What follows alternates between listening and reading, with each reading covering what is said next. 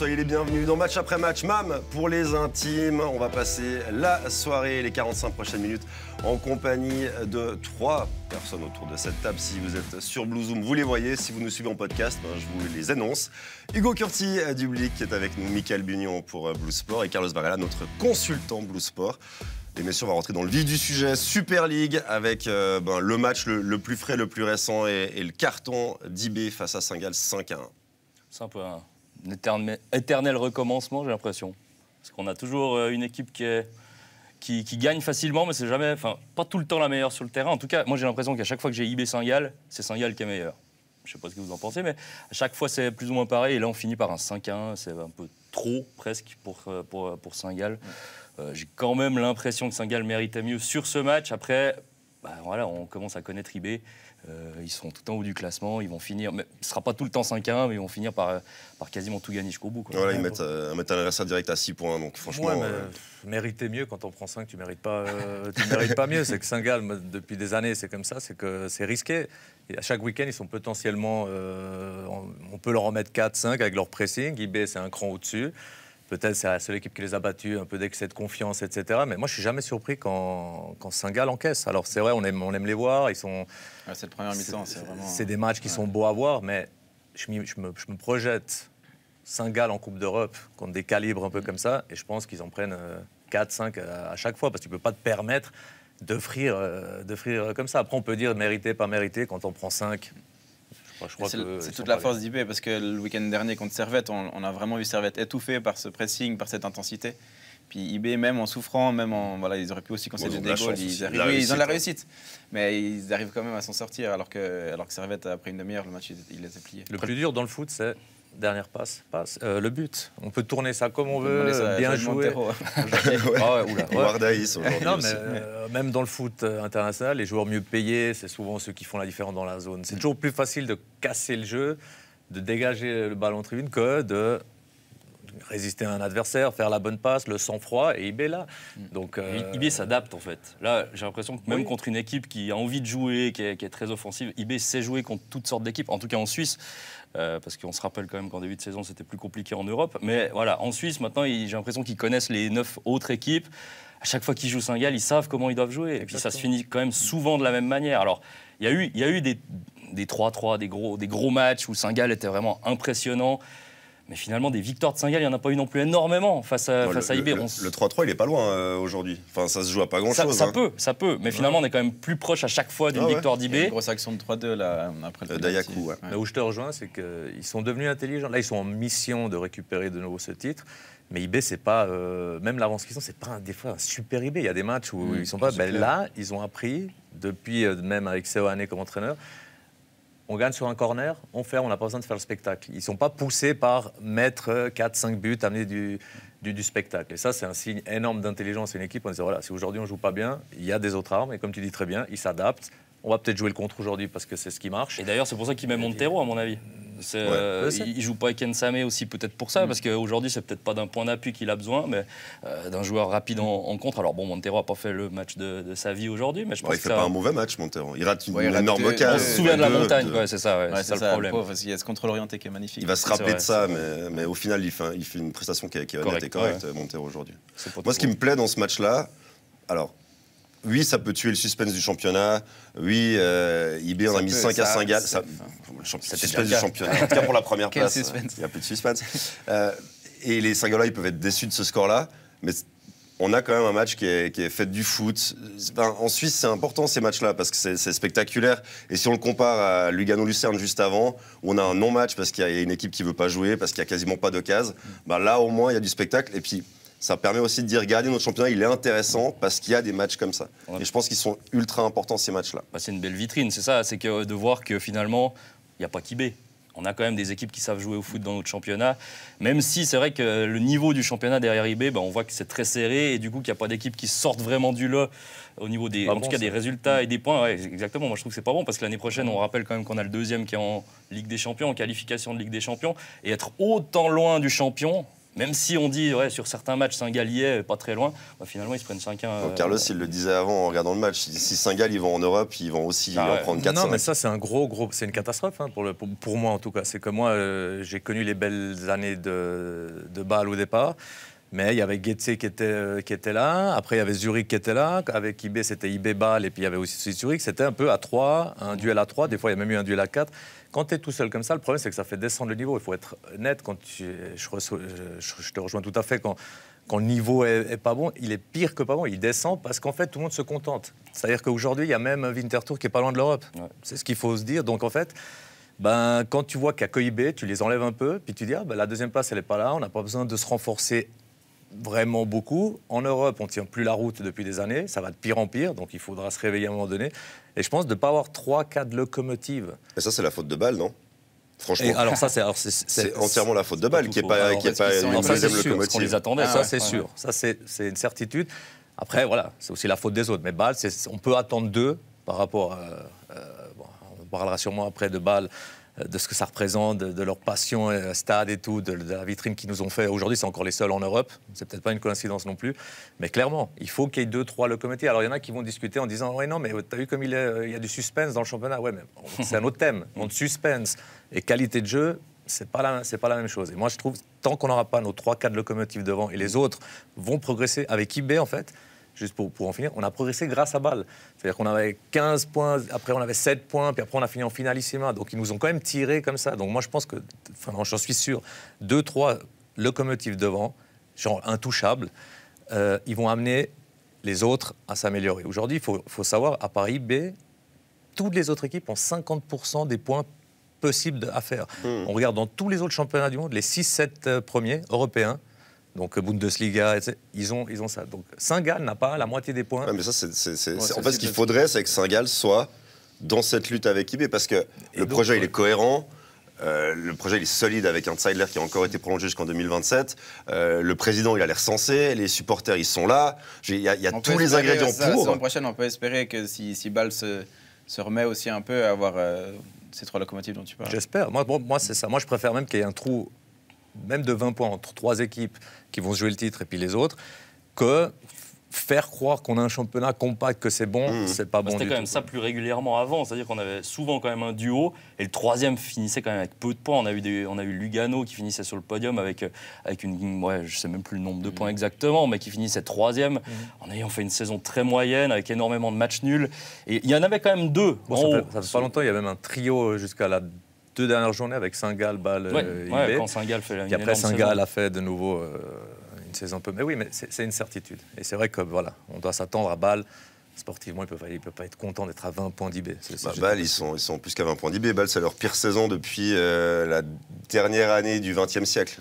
Saison 99-2000. C'est leur pire saison depuis cette époque-là. Oui, mais si on regarde, ils sont toujours en course en coupe. Ils peuvent être en Ligue des Champions à la fin de la saison. Ils sont toujours en lice aussi en Coupe d'Europe.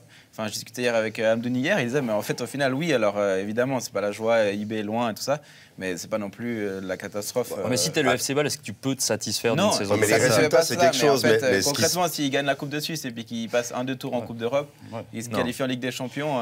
Non, moi, c'est un échec, c'est pas bien. Les résultats, ils peuvent être ce qu'ils sont. Ce qu'on voit, c'est qu'on vire Alex Frey mardi. Et après, voilà. Ça, c'est après 3 matchs de championnat, après 2 mois de pause, on vire Alex Frey. Le magazine Rode Blau en une. Non, mais c'est ça, tu vires un coach, il n'y a pas besoin de... Le débat, il est terminé, ça ne se passe pas bien. Même si tu gagnes la coupe, ils sont en coupe. Donc, on parle de Bâle. Bâle, il suffit d'être joueur ou d'y habiter. J'ai habité pendant 8 ans. Et ça reste le numéro 1 en Suisse.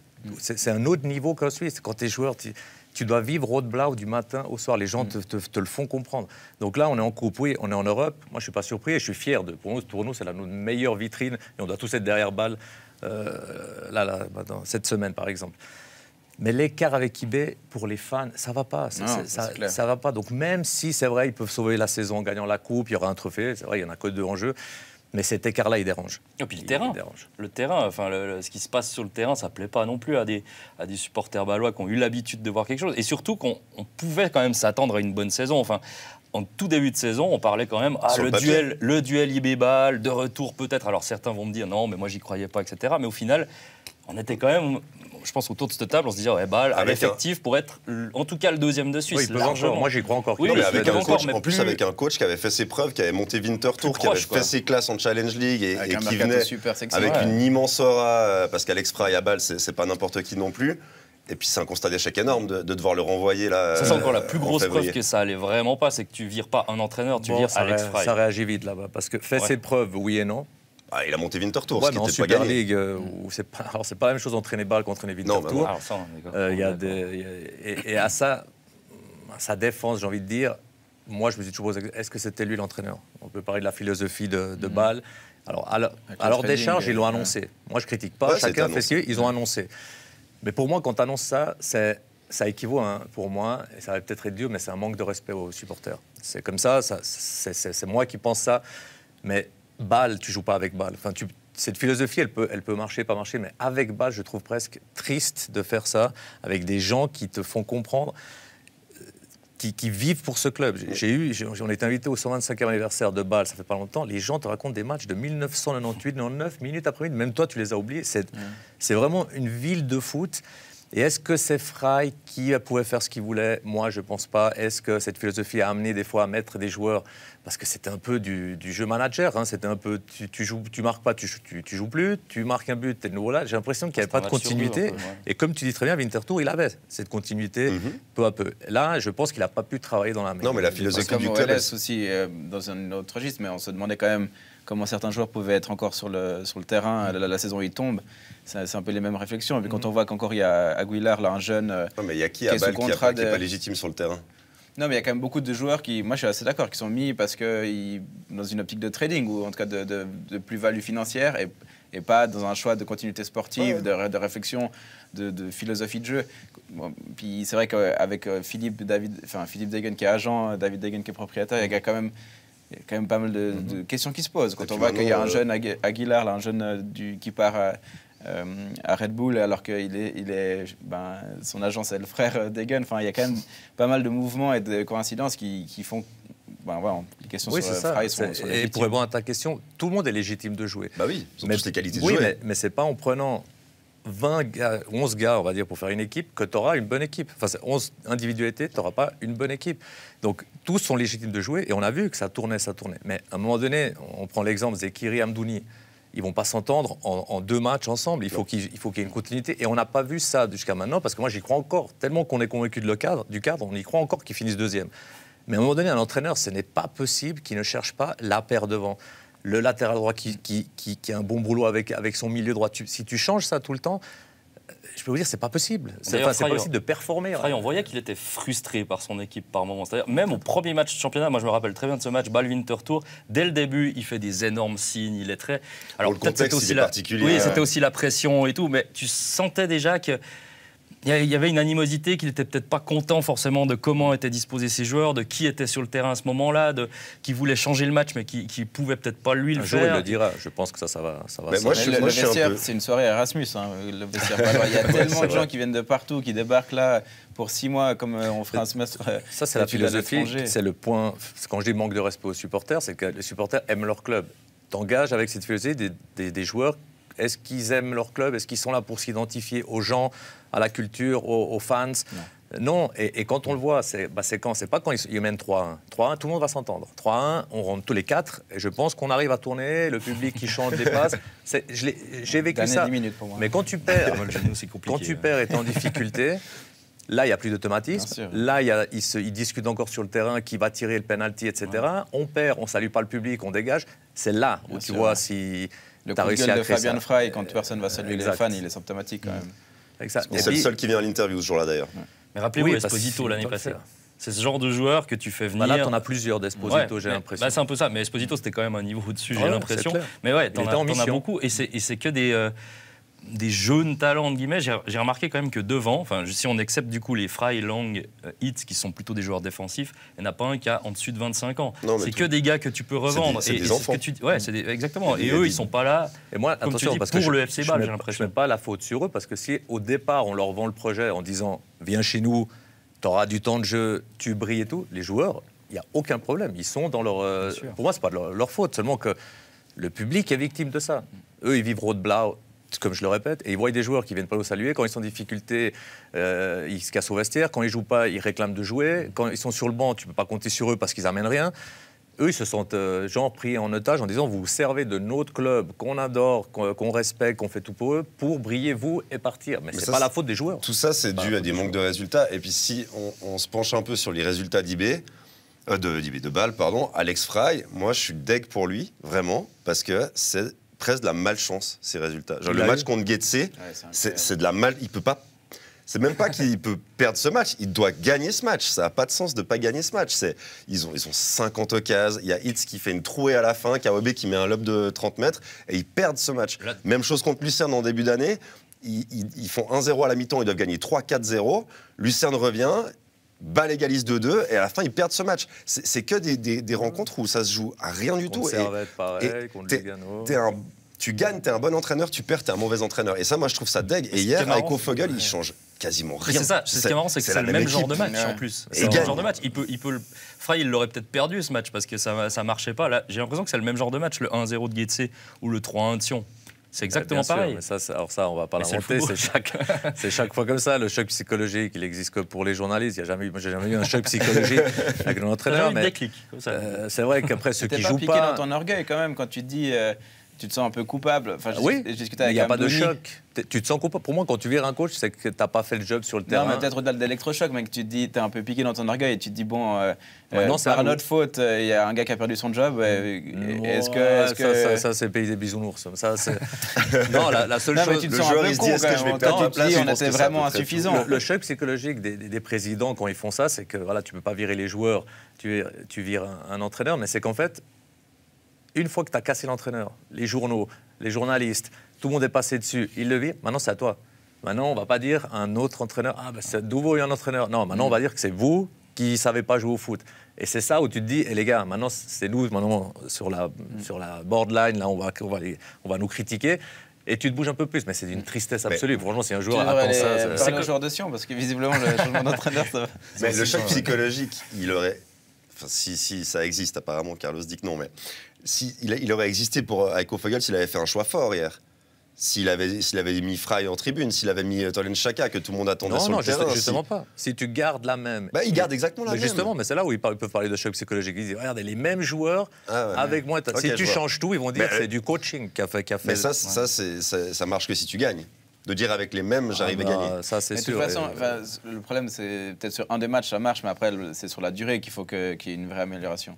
Puis c'est souvent là que les statistiques prouvent que le changement d'entraîneur sur la durée. Et puis je pense qu'on ne sait pas tout, parce que comme tu dis très bien, je pense que c'est l'équipe qui mérite de toutes les équipes. S'il y a une équipe où on peut leur mettre 7, 8 points de plus sans rien changer, c'est eux. Et ils seraient déjà deuxième. Est-ce que Frey sera viré? Ils ont 13 tirs sur les poteaux, enfin sur le cadre des buts. Ouais, non, même quand ils devaient prendre un point, ils en prennent 0 sur la dernière minute. Mais oui, on l'a dit. Mais il faut faire le boulot avant. Et puis on va rien inventer en disant si tu marques pas des buts, tu gagnes pas de match. Si tu gagnes pas de match, il y a la crise, etc. Ça, on n'invente rien. Bon, résultat, Bâle a gagné, Sion a perdu. Et puis Sion, non, mais encore une fois, moi je me fais quand même un peu de soucis pour Fabio Celestini. Je suis désolé parce qu'on sait comment ça fonctionne et on sait comment ça fonctionne à Sion. Et un point en 2023, c'est pas suffisant. Moi, j'arrive pas à y croire, mais en même temps, je suis parti à la pause à Noël en me disant Tramezzani sera là sans discussion. Donc, c'est vrai quoi. Après le 7-2 Ouais, honnêtement, mais même dans la salle de presse, dans les discussions après ce match, alors il y avait cette claque, mais il n'y a eu aucune question sur son avenir à Tramezzani. Enfin, on ne l'a pas senti. Après, mes collègues de Blick à Zurich m'ont écrit alors il saute. Et moi, j'étais là, non, pas du tout. Mais voilà. Pardon, je ne dis pas que je souhaite le départ de Fabio Celestini. Non. Parce que moi, j'aimerais qu'on laisse le temps de travailler, parce qu'il a 6 mois, parce que c'est le genre de gars qui, sur cette courte durée-là, il peut tirer quelque chose de ce groupe-là. Le résultat, c'est que hier, il mène au score. Après 15 minutes, on sait qu'après un quart d'heure, c'est impossible à Bâle de tenir ce 1-0.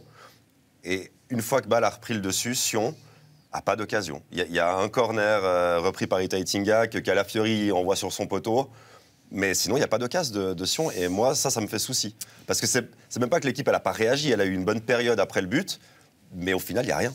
Le truc, c'est qu'il dit depuis le début qu'il a besoin d'une équipe dévouée à ses idées, à sa vision, à ce qu'il demande. Il court en plus. Mais ça, il a dit qu'il l'avait. Hein. Oui, il l'a dit, bien sûr, il l'a dit. Mais quand on voit le cas, on voit le coup Balotelli, on voit des gars comme Ilkay Tinga où il fait un truc bien, puis après 3 trucs ratés. Ouais, mais Arras, il est devant, derrière. Les mecs, ils courent sur ce terrain. C'est pour ça que je veux pas être aussi dur, c'est que oui, les points sont pas là, il y a la pression, il y a déjà la dernière place qui arrive, mais il y avait le premier match, j'ai trouvé qu'on sentait un petit pas de Celestini en sortant le jeu comme ça, où c'est pas dû à tout le monde déjà le premier match de sentir quelque chose quand en plus tu as besoin on aime tous gagner le premier match, mais en fait c'est passé par le jeu.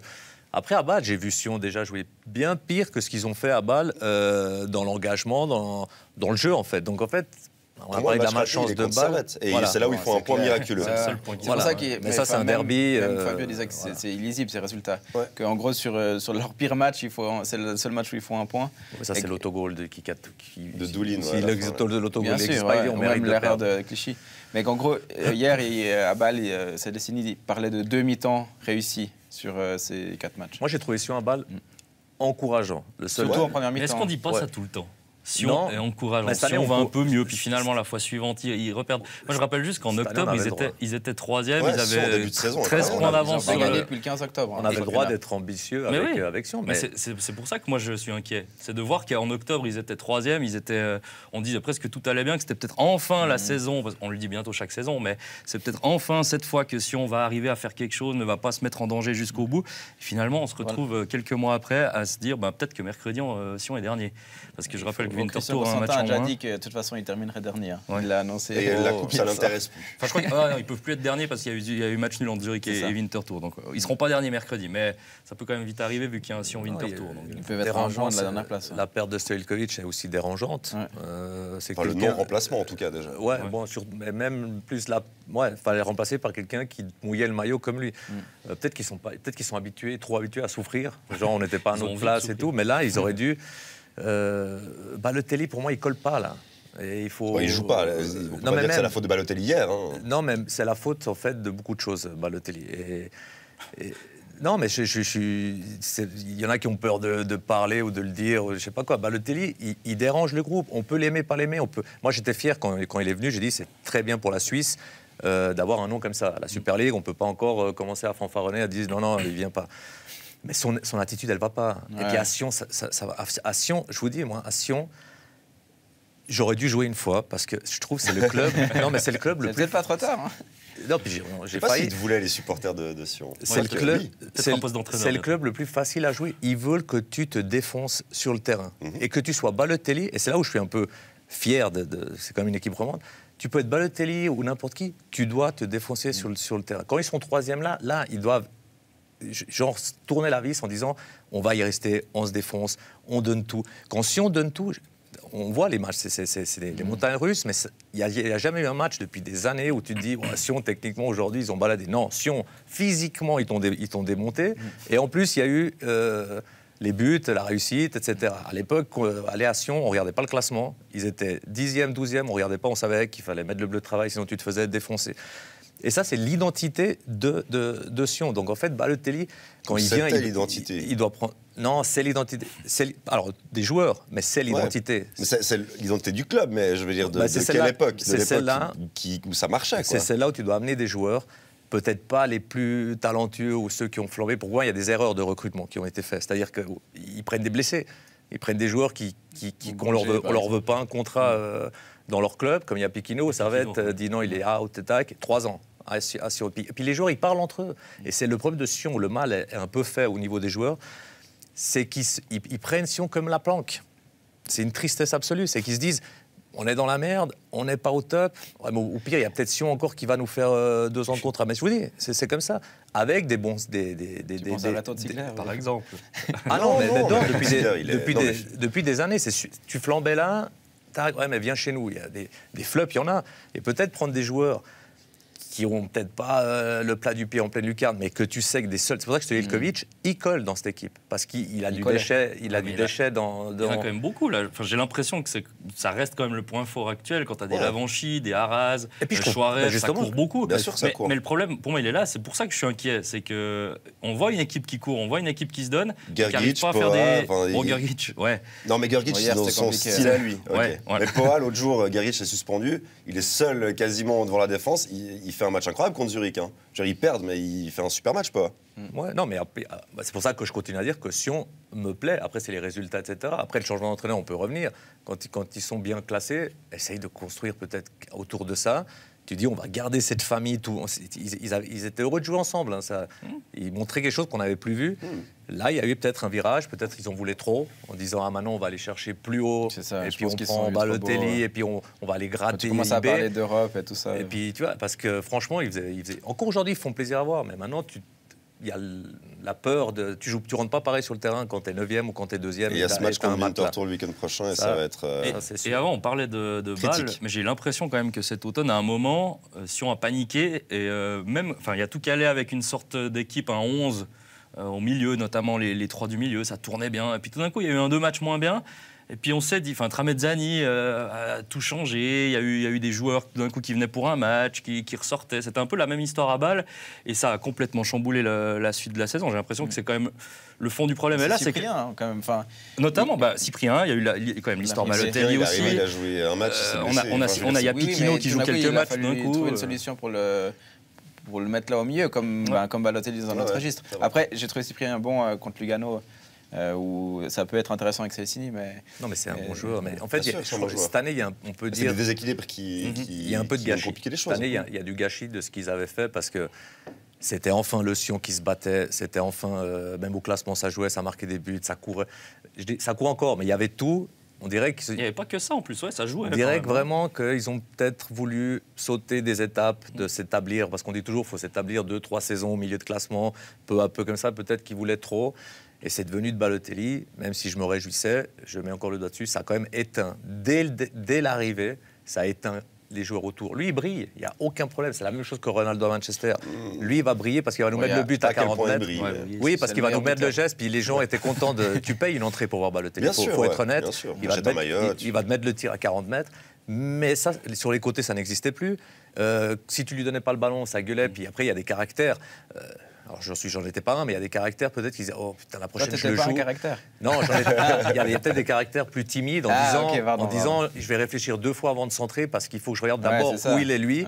Et ça s'est vu. Il y a des choses qui montent pas. Donc je dis pas que c'est lui l'erreur. Comme quand t'as un grand. C'est peut-être l'ambition. Moi, je crois que c'est l'ambition. C'est les joueurs qui ont peut-être pas l'habitude de jouer avec Mario Balotelli, quoi. Et j'aime bien quand tu dis brûler les étapes parce qu'on parlait quand même fin août d'un bon recrutement avec des joueurs au bon poste, Lavanchi, Lindner, des gars qui vont se battre pour l'équipe, Poa même. Je trouve que c'est un bon recrutement, Chouaref. Et tout d'un coup, Balotelli, Cyprien. On en parle depuis 10 minutes maintenant, mais c'est vrai, cette histoire de brûler les étapes, c'est de dire ah bah là tout va bien, on va encore prendre des nouveaux joueurs. Mais pourquoi finalement? Ok, coup marketing, ok, c'est un bon coup peut-être, mais ça a complètement chamboulé cet effectif qui tournait. C'est ça. Il y a un autre club qui va recruter un nom. Alors c'est pas Mario Balotelli, hein. Mais en Suisse c'est un nom quand même. C'est pas encore officiel où on a commencé l'émission, mais on peut quasiment dire que Kevin Mbabo va rejoindre Servette. Bon, je vais pas donner mon avis tout de suite, je veux savoir ce que vous en pensez. Ce sera, comme tu as dit, c'est pas Balotelli. Donc je pense non, alors c'est vrai que c'est pas Balotelli. Parce qu'il n'y a pas la presse internationale qui va... Donc il va se défoncer pour son club, donc il va vite s'identifier, puis il va courir. C'est déjà des bonnes valeurs. Il arrive à un poste où il y a un besoin, en plus. Sportivement, c'est pas juste un Moussa Diallo, c'est très compliqué en première mi-temps contre Getse, c'était compliqué à Saint-Gall, il est sorti à la mi-temps. Théo Magnin, pour moi, il a Théo Magnin est encore un peu juste, et ouais. puis Bauer, ils l'ont mis en tribune. Donc, sportivement, c'est nickel. Ça donne aussi peut-être... une ambition, on parlait de vouloir plus, en remplissant ce poste, si c'est le Mbabo qu'on connaît, Servette peut être l'équipe que j'ai annoncé, pas mal de gens annoncés, qui peuvent aller chercher la deuxième place. Il faut juste être fier d'avoir un joueur comme ça. Alors, on ne sait pas combien de temps, C'est un prêt de 6 mois, normalement. Il était en sélection quand même, donc moi tout son transfert à Fulham, ça lui a coûté sa Coupe du Monde quand même. Ouais. Et puis la concurrence à Fulham, Kenny Tété et Sadiq Suarez qui lui est passé devant maintenant, enfin je veux dire, c'était difficile pour Mbabo. Il n'a pas eu de chance, il y a ce match au mois d'août en Coupe de la Ligue contre une 4e division, ils se font sortir. Puis c'est le seul match Ferrer où il est titulaire. Oui, parce qu'avant ça, il avait quelques assists. Il faisait son trou. Un centre pour une tête de Mitrovic. Et puis, mais voilà, c'est la première ligue. Hein. Certains vont dire que c'est un retour en arrière. C'est un pas en arrière. Mais moi, je suis pas convaincu parce qu'il a 27 ans. C'était la seule porte de sortie. C'est ça, c'est que là maintenant, il était sûr de pas jouer pendant 6 mois, honnêtement, s'il restait à Fulham. Je sais pas qui il était non convoqué depuis le mois de novembre, je crois. Et honnêtement, tu viens quand même.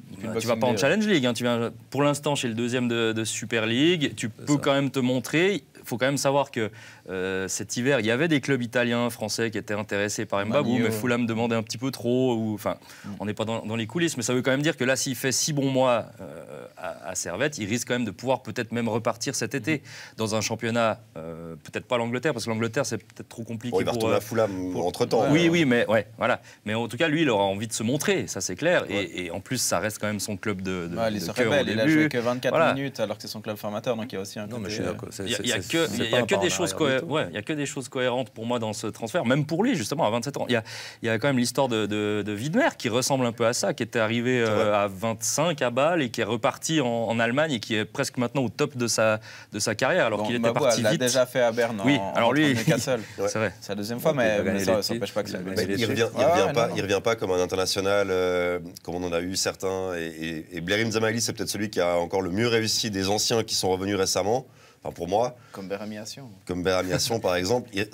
Oui, il est hors de forme, hors de rythme pour reprendre instantanément 90 minutes, mais je veux dire, physiquement, Kevin Mbabou, je pense que ça va tenir la route, ça va pas être un souci. Il va rapidement se mettre au diapason. Et je pense que cette association avec Stevanovic devant, elle peut être hyper intéressante pour Servette. Parce que lui, il va dédoubler dans son dos. Stevanovic, il aura des options. Enfin, je veux dire, puis il peut même jouer plus haut. Et puis, je pense au niveau du rythme, quand on s'entraîne quand même en première ligue, je pense que même les entraînements, je pense qu'il peut. À mon avis, il est apte. Et la Bundesliga aussi, juste avant. Et je rejoins tout rebondir sur ce que tu as dit, mais c'est clair. Alors, ceux qui diront que c'est un pas en arrière, pour moi, c'est un signe d'intelligence. Pour moi, c'est.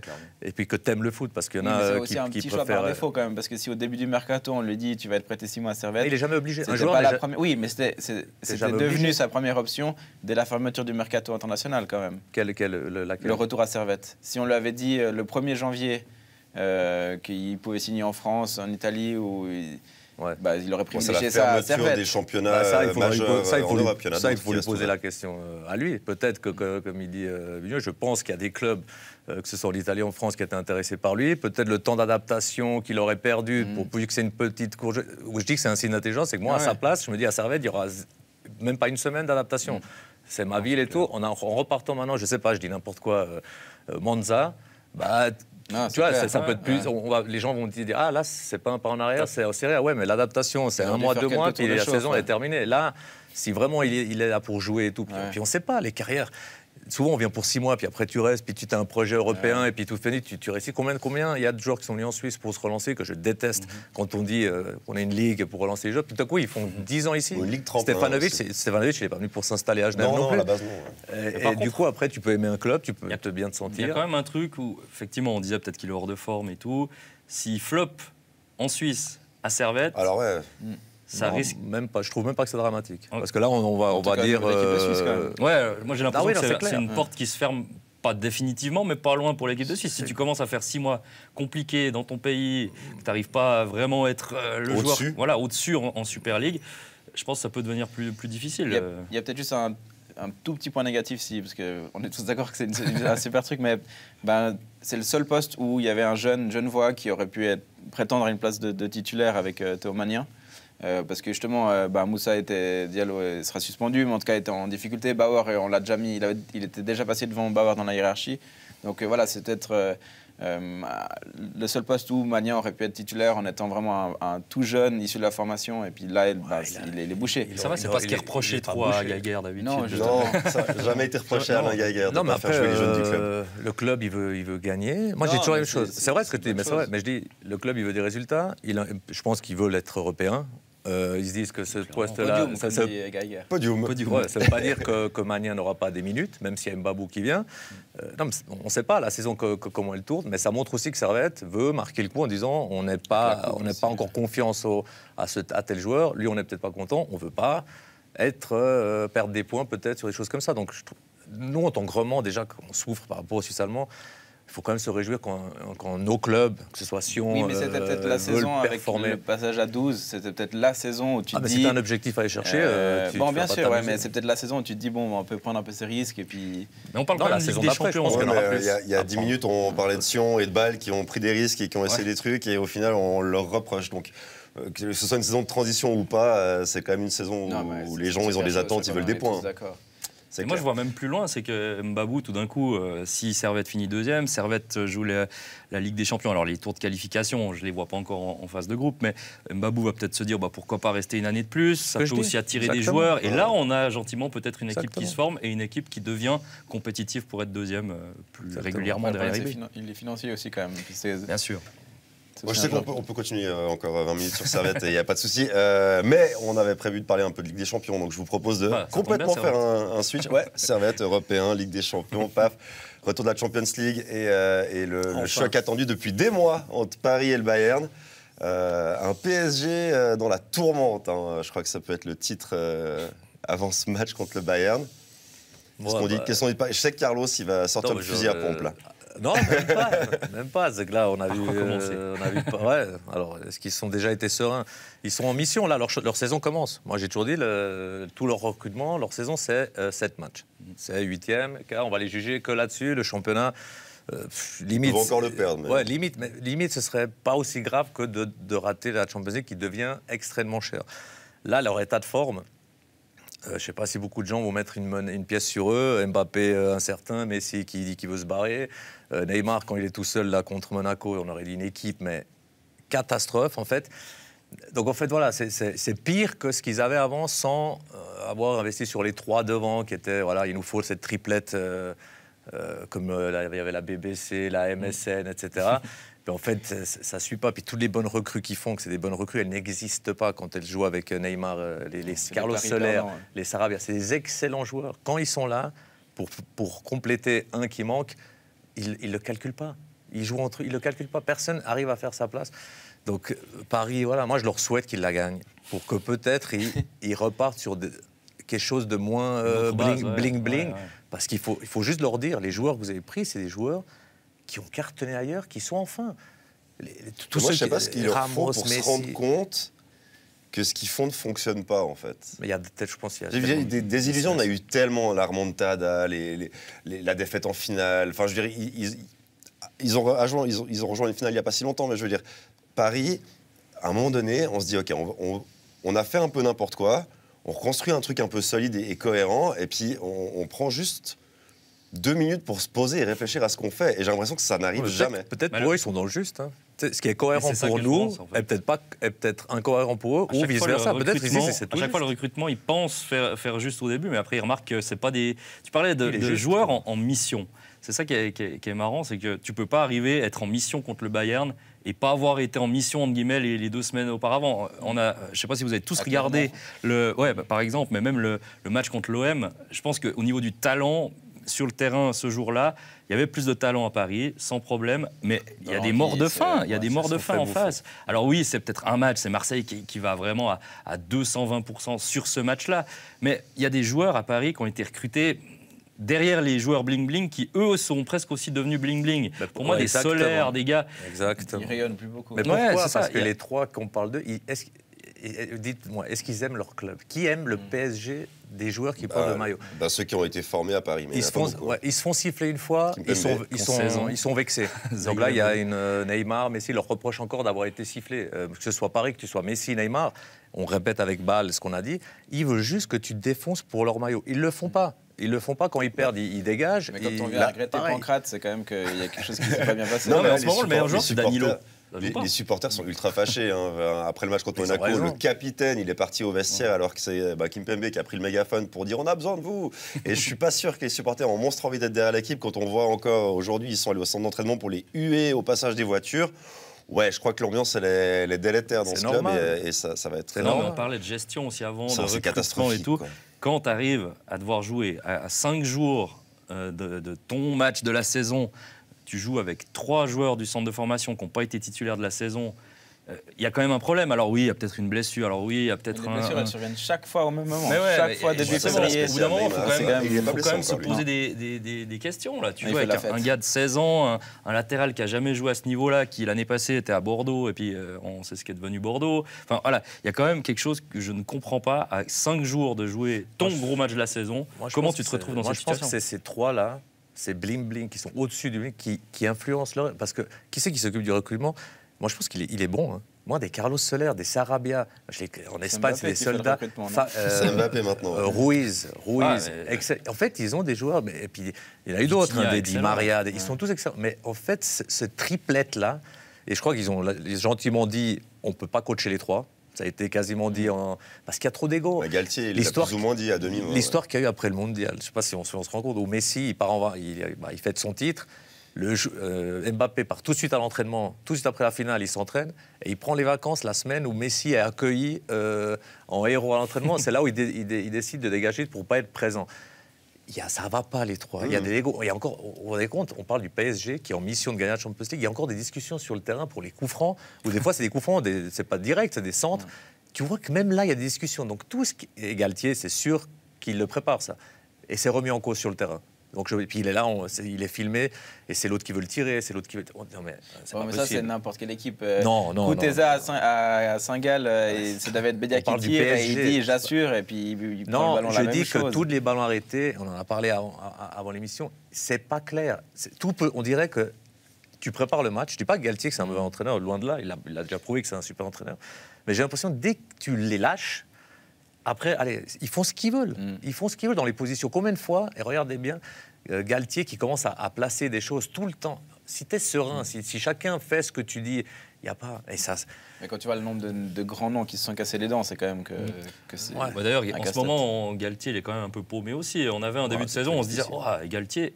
Il fait le boulot, on ne s'attendait pas forcément à ça. Bon communicant, gestion des joueurs. Il y a quand même cette histoire où on a remarqué que certains joueurs se préparaient plus pour la Ligue des Champions, pour la Coupe du Monde que pour autre chose. On a quand même vu. Tu te rends compte comme ce qu'il a dit Galtier quand tu dis qu'il avait tout sous contrôle.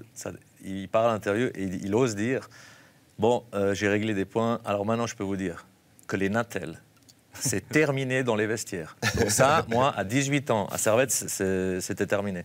Et celui qui arrive en retard, je peux vous dire qu'il n'a pas besoin de venir. Donc ça, en Suisse, à 19 ans, tu sais que tu rentres chez toi. Ça, vous vous rendez compte de dire ça en disant... C'est pas le cas. Comment t'as dû... waouh. Le problème était profond. Sérieux. Donc en fait, il y a envoyé un WhatsApp. Et c'est dommage parce que Paris, c'est une super ville, les supporters, ils sont fans et tout, mais ils ont vendu le truc et ils vont... Ils vont face au Bayern, là. Quand on voit encore toutes les discussions qu'il y a autour même du stade avec la ville de Paris, c'est quand même la preuve que même au niveau des institutions de la ville en elle-même, au-delà du club, il y a aussi des anicroches comme ça. Bon. Quel gros suiveur de Paris, massacré face au Bayern ou même pas? C'est marrant parce que je pense même pas, en fait. C'est que finalement, alors, ils vont pas faire 7 matchs. Pour moi, ils vont pas aller au bout, vu la situation actuelle. Alors, le Real, il est arrivé, on ne sait pas comment. Mais pour moi, sur un match contre le Bayern, ils sont capables. Le problème, c'est qu'il y en a deux. Mais ce que je veux dire, c'est que là, on va arriver sur ce match aller où il y a des joueurs qui sont en méforme, des joueurs qui sont même pas là. Enfin, on ne sait pas trop. Mbappé s'est entraîné aujourd'hui, apparemment. Ça, c'est pour rassurer les supporters. Mbappé est dans le groupe, c'est bon, vous inquiétez pas. En même temps, le Bayern... Est-ce que c'est vraiment un grand Bayern en ce moment aussi? Si. Depuis 3 semaines, ça... Ah oui, ça tourne. Il y a quand même des grosses polémiques autour de Neuer et du poste de gardien. Mais ça veut pas dire que ça tourne. Neuer n'est même pas là. On a vu un Bayern quand même bien plus fort en huitième de finale, arrivé comme ils ont fait souci au début de 2023. Là, ça va mieux. Justement, ces équipes, ces fameuses équipes qui sont là au bon moment. Pourquoi Paris n'est pas là au bon moment? C'est des professionnels. Il y a un calendrier. Il faut être en forme. Combien de fois on entend? Il faut être en forme en mars, avril. Peut-être que ces clubs le savent. Puis les autres, ça calcule pas avec leur championnat. Ils jouent quand ils veulent. Ils jouent quand ils veulent. Pour revenir sur ces 3, à Paris, il y a des joueurs, et tu sais déjà, tel et tel match, ils ne vont pas y être. Ils ont 17 matchs, 15 matchs, ils choisissent. Il y a des matchs où tu sais qu'ils ne vont pas être là. Messi vient faire du ski à Crans-Montana avant le match de coupe. Après, ils peuvent la liberté. Mais je dis, par contre, ils peuvent battre n'importe qui.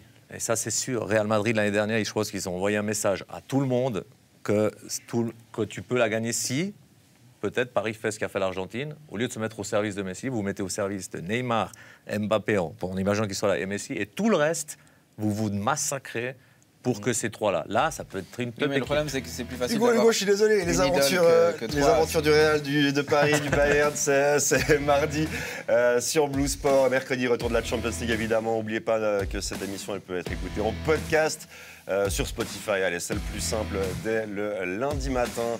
Merci Hugo, merci Mickaël, merci Carlos et merci à vous de nous avoir suivis. Bye bye.